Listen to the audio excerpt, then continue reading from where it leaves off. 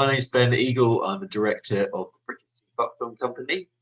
BSC was formed in 2011, and the whole aim of BSC is to promote sea buckthorn in the UK, and we also sell a variety of different sea buckthorn products.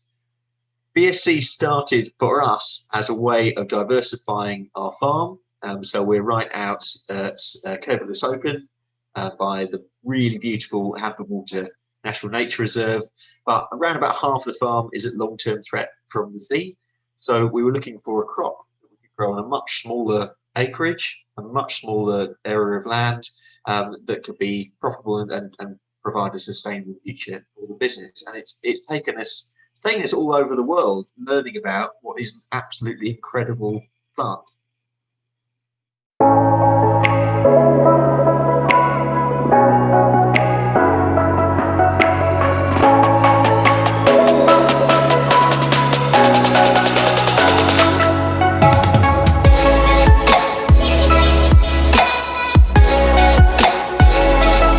So sea buckthorn is a shrub with a bright orange berry, which is what we harvest it for, and a silvery green leaf, which you can also use.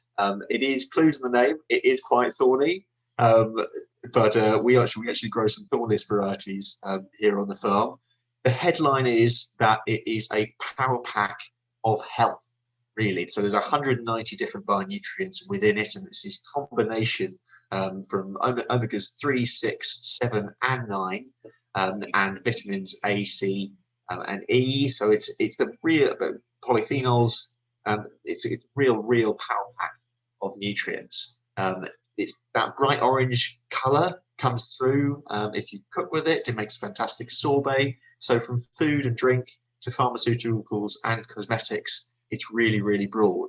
And so we make a range of different products, everything from soap through to animal products as well. This is a product for dogs, and an oil capsule as well, which you can take as well. But the main one that we have is eating berries, which we freeze straight after harvest, and they're available all year round.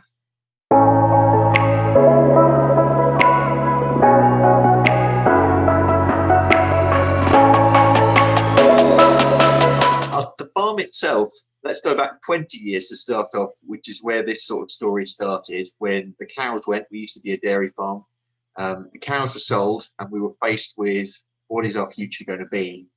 And sea buckthorn came along roughly about 10 years ago. The first crop went in the ground in 2009. We're mostly an arable farm, but this was something a bit different. The pressures that we face in terms of climate change are significant in terms of sea level rise. The agricultural industry generally has gone through a lot of pressures in terms of how we make money and how we actually keep the business side sustainable. So we've been trying a lot of things, and we've been moving forward in terms of diversifying what we do. We've also focused a lot on conservation in the last 10 years. We're now about half the farm is part of a high-level stewardship scheme in England. But the real focus has been, which we're still very much on a journey of, has been how we make our farm resilient. We're on a path.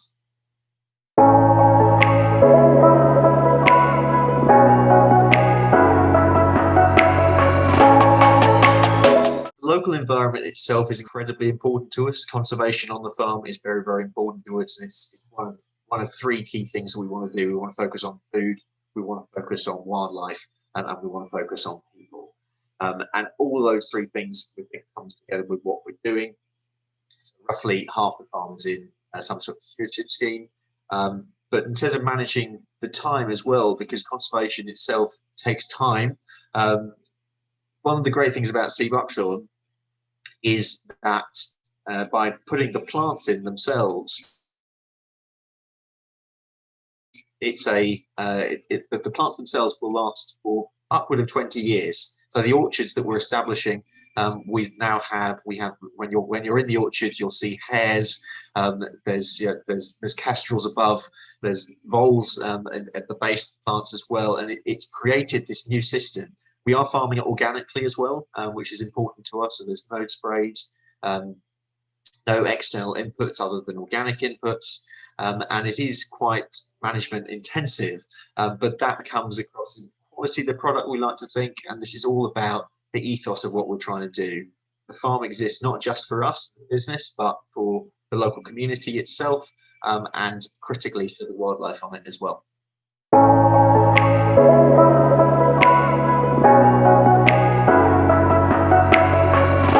I think the real question with sea buckthorn being famous elsewhere in the world compared to the UK is that it was and is more favoured in the rest of the world compared to the UK. So, I mean, the Chinese, for example, grow more sea buckthorn than we grow of wheat in this country.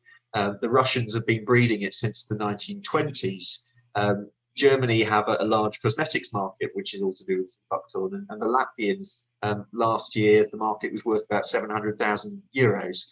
So it's far more established there. It's quite strange in some ways, and it's really exciting how sea buckthorn is little known in the UK, but this is a real opportunity to start to get that message out. And we've noticed that certainly over the last year or so, but the last 5 years, there's been a gradual shift in awareness that actually we have an amazing berry in this country, which has great health potential for us all, but we need to get the word out about it.